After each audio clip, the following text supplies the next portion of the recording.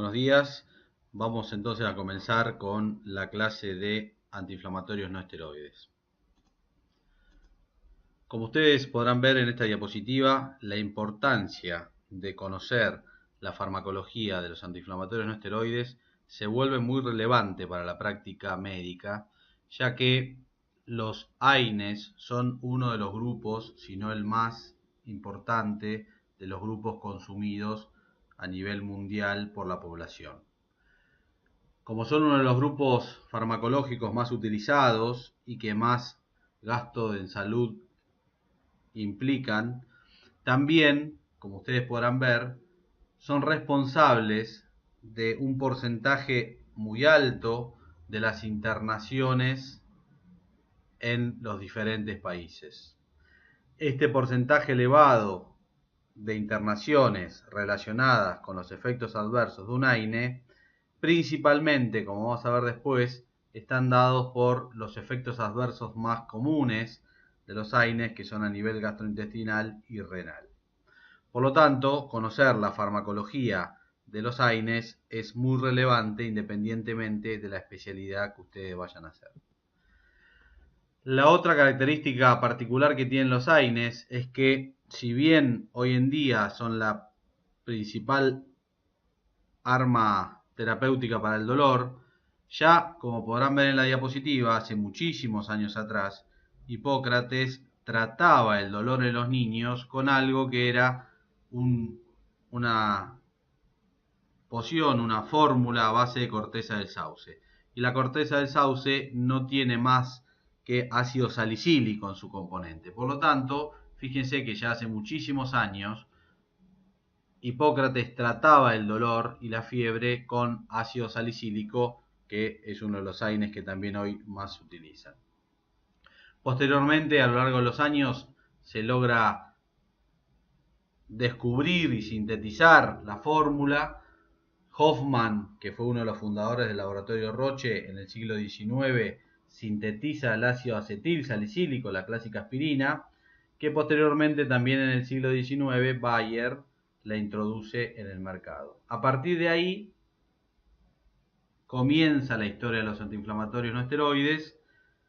Recién en el siglo XX, en la década del 60, se empiezan a descubrir los mecanismos que generaban las propiedades antiinflamatorias y el mecanismo de acción específico sobre las prostaglandinas de los AINES. Por lo tanto, ya a esa altura conocíamos cuál era el mecanismo de acción íntimo del antiinflamatorio no esteroide, tanto en sus propiedades antiinflamatorias, analgésicas y antifebriles. En el 90, Masferrer descubre que hay más de una isoforma de la ciclooxigenasa 2, que vamos a ver después que está implicada en el mecanismo inflamatorio y es el sitio de acción de los antiinflamatorios no esteroides. En este momento, cuando aparece la ciclooxigenasa 2, parecía que cambiaba un poco la historia de la tolerancia, sobre todo a nivel de efecto adverso de los AINES, pero como vamos a ver posteriormente, se vio que la COX-2 también cumplía funciones fisiológicas muy importantes, por lo tanto, dejó de ser un target específico para el tratamiento de la inflamación y pasó a ser un conocimiento interesante desde el punto de vista farmacológico, pero ya no desde el punto de vista terapéutico, una ventaja clara. Aquí tenemos un pequeño esquema de lo que sería una membrana con los fosfolípidos de membrana, como ven aquí, los fosfolípidos de membrana. Tenemos la ciclooxigenasa, que es una enzima de membrana con dos partes, una parte ciclooxigenasa y una peroxidasa. Cuando nosotros tenemos en la membrana la fosfolipasa A2, cuando hay algún estímulo inflamatorio, ya sea por citoquinas, por polisacáridos o cualquier otro estímulo inflamatorio, va a estimular la fosfolipasa A2. La fosfolipasa A2 va a liberar ácido araquidónico desde los fosfolípidos de membrana y la ciclooxigenasa va a tomar moléculas de oxígeno junto con el ácido araquidónico que, pasando por la ciclooxigenasa, van a formar dos compuestos. Primero, un compuesto inestable, que es la prostaglandina G2, muy inestable, de una vida media muy corta, y posteriormente la peroxidasa va a transformar esta prostaglandina G2 en prostaglandina H2, también otra sustancia inestable de corta vida media. Esta prostaglandina H2 luego va a ser tomada por diferentes prostaglandinas sintetasas, según el tejido que estemos hablando. Puede ser sintetasas de prostaciclina, que es prostaglandina I2, como puede ser, por ejemplo, el endotelio, o pueden ser tromboxano sintetasas, como pueden ser las plaquetas para producir tromboxano A2. Y a partir de estas prostaglandinas sintetasas se van a generar las diferentes subtipos de prostaglandinas que tenemos fisiológicamente cumpliendo función en nuestro organismo. Esta ciclooxigenasa, fundamental para la producción de inflamación, vamos a ver que es el lugar donde se van a unir los AINES y van a generar su acción bloqueando esta ciclooxigenasa. La estructura de la ciclooxigenasa obviamente es más compleja y más completa de lo que hemos mostrado en el gráfico anterior. Y yendo específicamente a la ciclooxigenasa, hoy sabemos que hay por lo menos 3, pero hay 2 que son las más importantes en la función inflamatoria. Tenemos la ciclooxigenasa 1 y la ciclooxigenasa 2.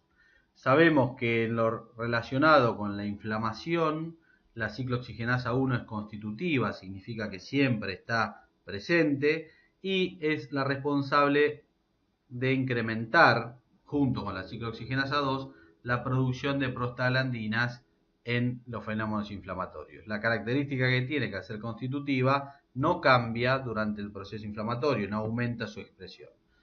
La ciclooxigenasa 2 también está altamente relacionada y íntimamente relacionada con la producción de fenómenos inflamatorios por la producción de prostaglandinas, pero es inducida. ¿Qué significa esto? No está permanentemente presente en grandes concentraciones, sino que ante la presencia de fenómenos inflamatorios se induce la formación de ciclooxigenasa 2, se inducen los genes, se induce la producción de esta proteína, esta enzima, y por lo tanto lo que termina pasando es que la ciclooxigenasa 2 se ve más expresada y es la principal productora de prostaglandinas también en el proceso inflamatorio. Por otro lado, en otros órganos, en el tracto gastrointestinal, la ciclooxigenasa es constitutiva y fundamentalmente está relacionada con la protección de la mucosa gastroduodenal. Por eso vamos a ver que, ya que la ciclooxigenasa 1 es la responsable de producir las prostaglandinas que protegen la mucosa gastrointestinal o gastroduodenal sobre todo, vamos a ver que la inhibición de esta ciclooxigenasa va a ser la responsable del daño gastroduodenal, la úlcera y la gastritis con hemorragia digestiva, que son los efectos adversos más importantes.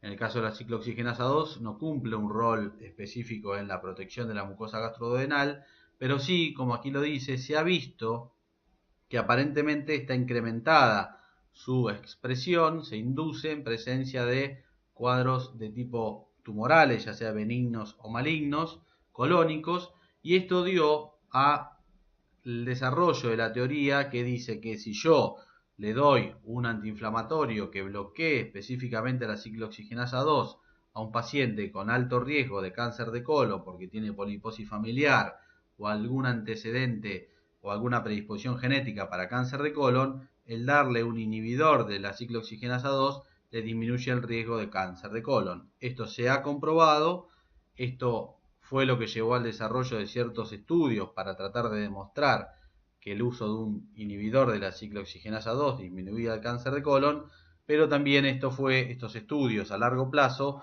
fueron los que terminaron mostrando que el bloqueo de la ciclooxigenasa 2 tiene efectos adversos cardiovasculares, como ya vamos a ver.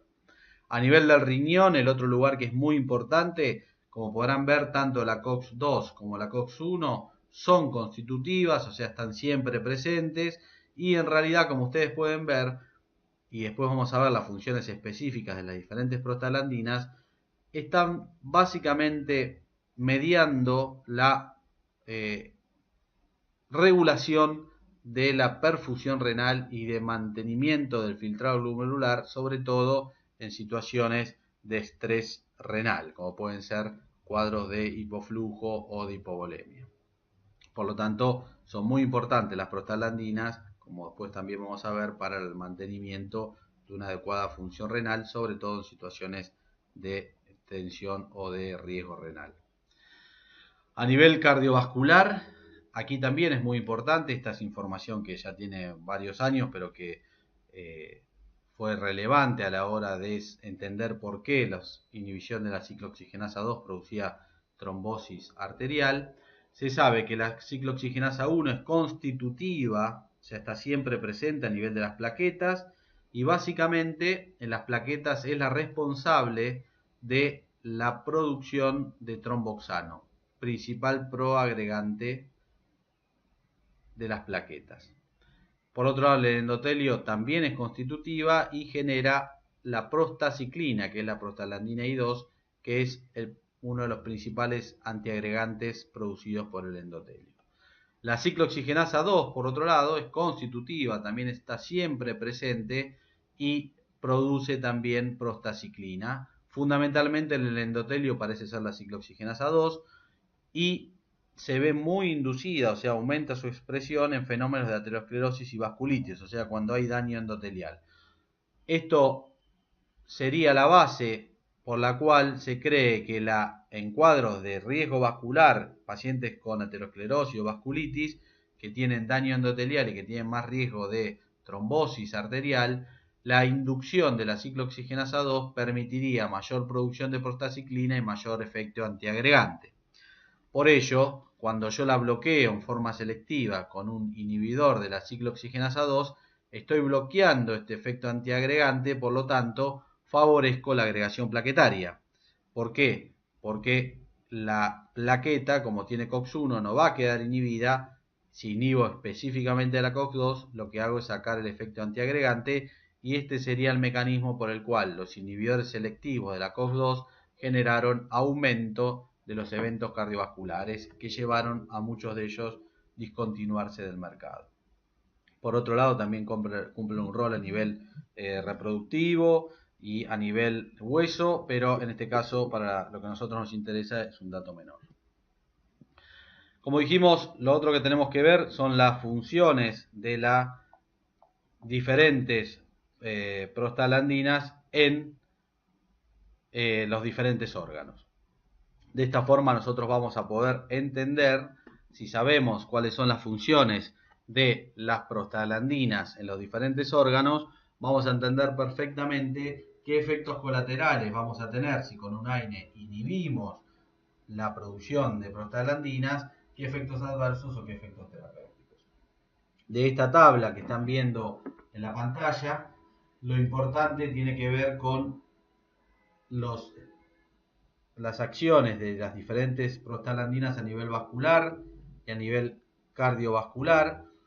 Sepamos que la inflamación, básicamente las más importantes son las prostaglandina E2 y la I2. La F2 es más importante en el útero grávido, pero en inflamación tenemos la I2, que es la prostaciclina, la I2 también es prostaciclina, y la E2. Por otro lado, el tromboxano A2, que como dijimos, es producido por las plaquetas y básicamente el efecto tiene que ver con el efecto proagregante plaquetario.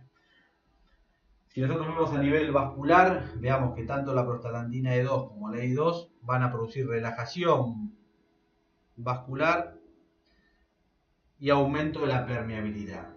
Son vasodilatadoras, ambas dos, y aumentan la permeabilidad vascular. Esto va a generar dos de los signos más clásicos de la tríada inflamatoria de Virchow, que son el rubor, que está dado por la relajación y el aumento del flujo local, el calor, que está dado también por el aumento del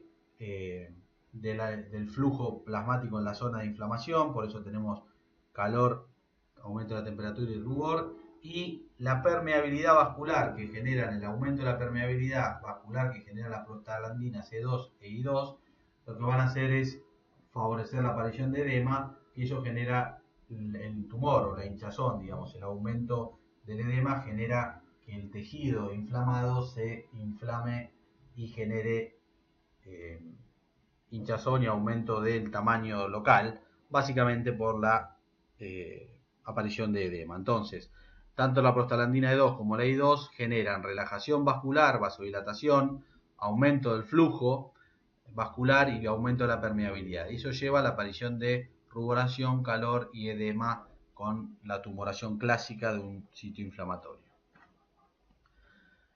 A nivel de la sangre, como dijimos antes, tenemos la prostaglandina E2, también es antiagregante plaquetario y aumenta la llegada de células inflamatorias, sobre todo neutrófilos, a la zona de inflamación.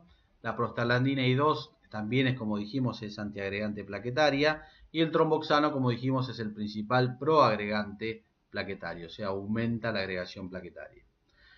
A nivel del flujo renal, como también algo mencionamos, fíjense que tanto la prostaglandina E2 como la I2 generan aumento del flujo sanguíneo, aumento de la diuresis, aumento de la secreción de renina.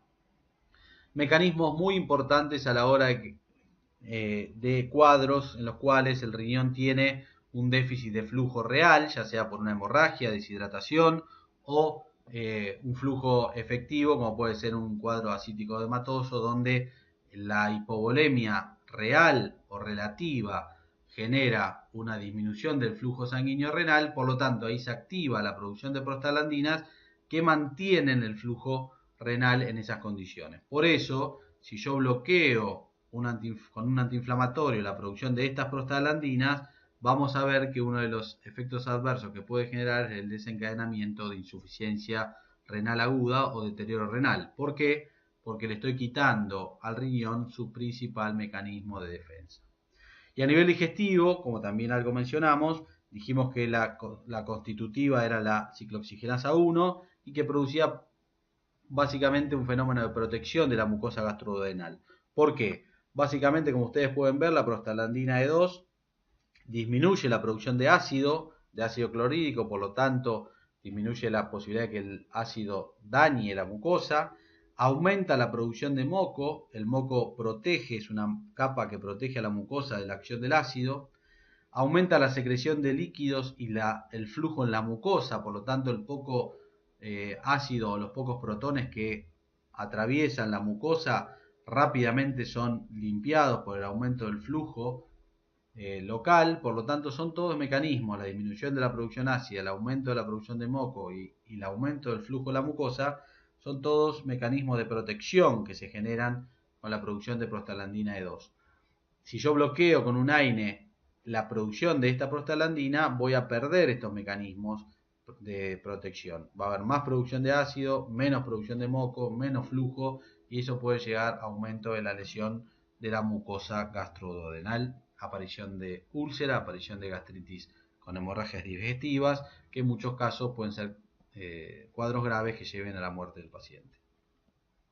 Por último, también dijimos que las prostaglandinas mediaban el fenómeno inflamatorio, mediaban el fenómeno doloroso. ¿Por qué? Porque las prostaglandinas disminuyen el umbral del dolor, por lo tanto hay hiperalgesia, con menor estímulo ya siento dolor. Ese es el mecanismo por el cual las prostaglandinas producen dolor y por eso cuando doy un antiinflamatorio no esteroide también quito el dolor, porque dejo de ejercer esta función de la prostaglandina de disminuir el umbral del dolor. Y a nivel hipotalámico vamos a ver después que el aumento de la prostaglandina E2 genera fiebre, por eso también se utilizan como antifebriles. Como resumen de la función de las prostanoides, las prostaglandinas, básicamente en el fenómeno inflamatorio, tenemos que a nivel del tromboxano, básicamente lo que va a hacer es un aumento del tono vascular y aumento de la agregación plaquetaria. Es un proagregante producido por las plaquetas. Y las prostaglandinas E2 e I2, que son las más importantes en el fenómeno inflamatorio, como ya les he mencionado, generan aumento de la permeabilidad, aumento de la permeabilidad. Este aumento de la permeabilidad genera edema, por eso la zona inflamada se encuentra con mayor tumoración, aumenta, digamos, el edema y esto genera mayor crecimiento de la zona de inflamación.